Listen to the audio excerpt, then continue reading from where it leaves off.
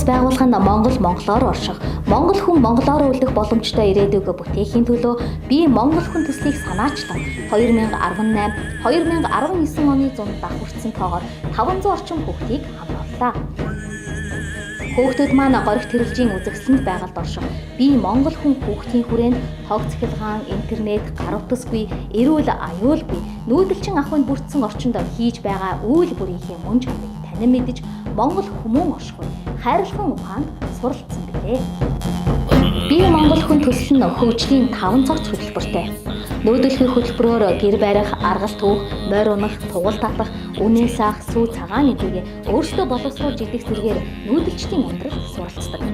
Харин хайрлах хөтөлбөрөөр хүн хүнээ, байгаль ихтэйхий, оршин буй бүхнээ хайрлах ухаан, наадах хөтөлбөрөөр Монголын уламжлалт наадхаануудаар тоглонгоо сэтгэл оюунаа захирах ухаан. Аялах хөтөлбөрөөр байгалийн өвөрмөц тогтоц бүхий газруудаар аялж, ой цэвэрлэх, унсан мод түүх, нар мандахыг үзэх, жимс гişүүгэн түүж, түүгээрээ чанамал хийх зэргээр эрүүл амьдрахыг суралцдаг.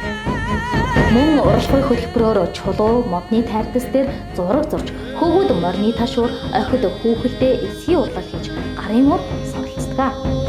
Ирээдүйд би монгол хүн төслийн хүрээнд би монгол хүн хүүхдийн хүрээг дөрвөн улирлын турш тасралтгүй үйл ажиллагаа явуулдаг монгол ахуй нүүдэлчин соёлын үнэт хүрээ буюу цогцлбор болгон бүтээн дагуулж монгол хүмүүн оршихуй хайрлах ухаанд суралцах хөгжлийн хөтөлбөрийг илүү төвлөрдүүлэн хүүхдийн хөгжлийн төлөө үйл ажиллагаа явуулдаг байгууллагуудад хэрэгжүүлэх эрх бүхий лиценз олох мөн реалити шоу нэвтрүүлэг бэлтгэн хөгжих замаар эх орны өнцөг болон бүрт амьдарч буй хүүхэд залуучуудын дунд шат дараалан хэрэгжүүлэхээр төлөвлөж хүүхэд бүрийн сэтгэл өнөд би монгол хүн хэмээх бахархлыг бүтээхээр бэлтгэл ажилдаа ороод байна.